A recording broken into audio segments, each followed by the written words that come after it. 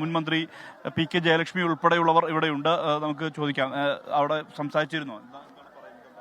അല്ല, ഇത്രയും സമയം നമ്മൾ സബ് കളക്ടർ വരും എന്ന് പറഞ്ഞാണ് ഞങ്ങളൊക്കെ വെയിറ്റ് ചെയ്യുന്നത്. രാവിലെ മുതൽ CCF അടക്കമുള്ള ആളുകൾ പറഞ്ഞത് അല്പസമയത്തിനകം കലക്ടറോ അല്ലെങ്കിൽ സബ് കളക്ടറോ ഇവിടെ വരുമെന്നാണ്. പക്ഷേ ഇത്രയും സമയമായിട്ട് അവർ വന്നിട്ടില്ല. ഞങ്ങളൊക്കെ രാവിലെ മുതൽ വെയിറ്റ് ചെയ്യാണ്.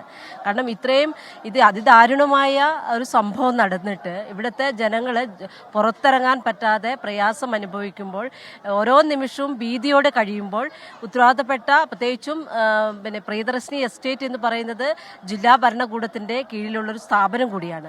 അവിടെ തിങ്ങിപ്പാർക്കുന്നത് നമുക്ക് എല്ലാവർക്കും പറയാം, ട്രൈബൽസ് ഏറ്റവും പാവപ്പെട്ട വിഭാഗങ്ങളുള്ള ആളുകളാണ്.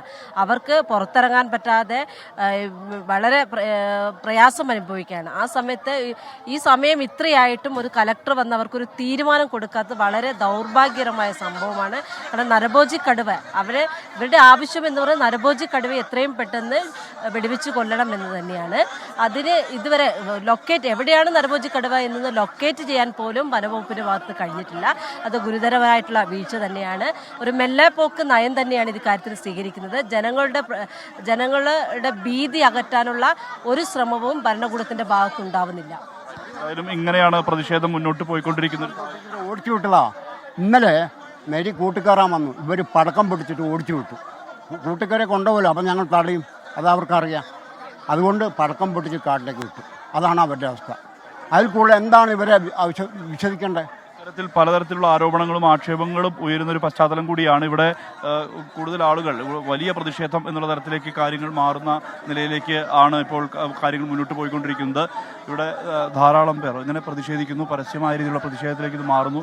കലക്ടർ ഇവിടേക്ക് എത്തണമെന്നുള്ള ആവശ്യമാണ് പ്രധാനമായും ഇവർ ഉന്നയിക്കുന്നത്. ആ ആവശ്യം ഉന്നയിച്ചുകൊണ്ടാണ് ഇത്തരത്തിൽ ഒരു സമരത്തിൻ്റെ പശ്ചാത്തലത്തിലേക്ക് ഇവർ എത്തിയിരിക്കുന്നത് എന്നുള്ളതാണ് നമുക്ക് കാണാൻ കഴിയുന്നത്. നമുക്ക് കനത്ത രീതിയിൽ വലിയ വാക്കുകളിൽ വലിയ രീതിയിലുള്ള ആക്ഷേപങ്ങളും ആരോപണങ്ങളുമായി അവർ സംസാരിക്കുന്ന ഒരു സാഹചര്യം കൂടിയായി നിലനിൽക്കുന്നുണ്ട് എന്നുള്ളതാണ് നമുക്ക് കാണാൻ കഴിയുന്നത്. ഇവരാരെടുത്ത് പോയി സമാധാനം പറയണ്ടേ?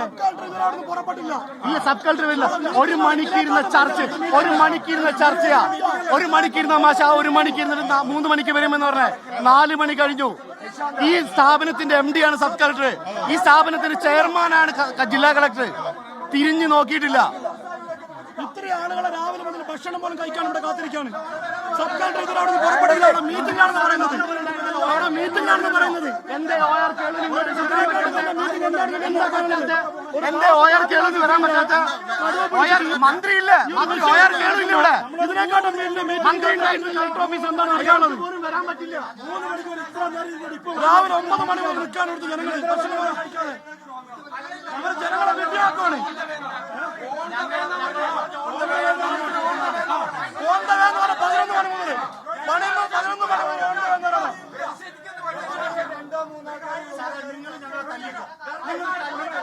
ഞങ്ങൾ കൊള്ളാൻ തയ്യാറല്ല.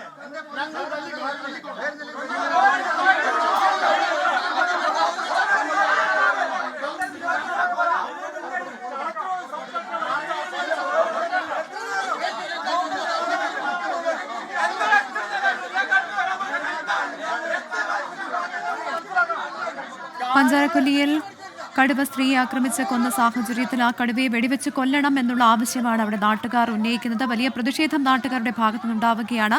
കളക്ടറും സബ് കളക്ടറും നേരിട്ടെത്തി ചർച്ച നടത്തുന്നില്ല എന്നുള്ള പരാതി, ആക്ഷേപമൊക്കെ അവർ ഉന്നയിക്കുന്നുണ്ട്. ഇപ്പോൾ മാധ്യമങ്ങളോട് അതിവൈകാരികമായിട്ടാണ് ആ നാട്ടുകാർ പ്രതികരിക്കുന്നത്. എന്തുകൊണ്ടാ കളക്ടർ വരില്ല എന്നതിന് ഏക തെളിവ് അവർ സൈലന്റ് ആയിട്ട് നിൽക്കുന്നത് കാണണം. താമസിക്കുന്നവരോ പ്രശ്നങ്ങൾ മനസ്സിലായിക്കൊണ്ടേയിരിക്കും. കളക്ടർ വരാൻ സമയം താമസിക്കുന്നതിനനുസരിച്ച് ഇവിടെ പ്രശ്നം വഷളായിക്കൊണ്ടേയിരിക്കും. കളക്ടർ വേഗം വന്നാൽ കളക്ടർക്ക് നല്ലത്. ഇല്ല, കളക്ടർ കാലം കഴിഞ്ഞാൽ അടിച്ചോടിക്കും. ഉറപ്പില്ല. അതിലാരും എന്ത് കാട്ടിയാലും ഇല്ല. ഞങ്ങൾക്ക് ഞാളെപ്പോലത്തെ ഒരു പെണ്ണാണ് പോയി കിടക്കുന്നത്. ഒരു കുടുംബാണ്, ഒരു മനുഷ്യനാണ്, ജോലി നീലുള്ള ഒരു പെണ്ണാണ് പോയി കിടക്കുന്നത്. അത് കുയിലെത്തി. എന്നിട്ട് ഇവർക്ക് വരാൻ പറ്റൂല. വേറെണ്ണം ഇവിടെ വരുത്തിക്കണം. മർദ്ദിച്ചില്ലെങ്കിൽ അതിനൊരു പരിഹാരം ഞാളുണ്ടാക്കും.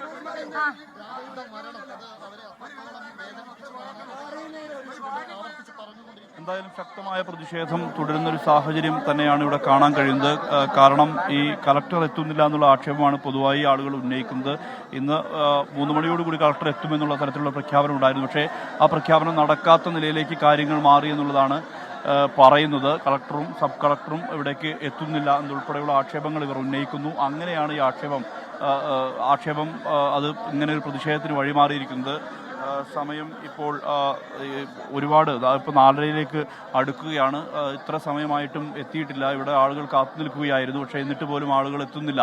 ഇതുമായി ബന്ധപ്പെട്ട സമീപനം ഇങ്ങനെയാണ്. വീണ്ടും വലിയ പ്രതിഷേധത്തിലേക്ക് അവർ കടക്കുകയാണ്. മിനിസ്റ്റർ എത്തിയിട്ടില്ല എന്നുള്ള കാര്യത്തിൽ വലിയ പ്രതിഷേധം ഇന്ന് രാവിലെ തുടങ്ങിയുണ്ട്. നാളെ മിനിസ്റ്റർ എത്തുമെന്ന് പറയുന്നു. കളക്ടറും സബ് കളക്ടറും ഒക്കെ എത്തുമെന്ന് പറഞ്ഞിട്ട് ഇതുവരെ ആരും വന്നിട്ടില്ല. ബേസ് ക്യാമ്പിൽ അവരുടെ പ്രതിഷേധങ്ങൾ അങ്ങനെ തുടരുകയാണ്. അതിനിടയിൽ പോലീസും പ്രതിഷേധക്കാരും തമ്മിൽ ചെറിയ രീതിയിലുള്ള ഒരു കയ്യാങ്കളി, സംഘർഷത്തിലേക്ക് കാര്യങ്ങൾ പോകുമോ എന്ന ആശങ്കയുമുണ്ട്. കളക്ടർ പ്രദേശത്തേക്ക് എന്തുകൊണ്ട് എത്തുന്നില്ല എന്ന ചോദ്യമാണ് അവർ ഉന്നയിക്കുന്നത്.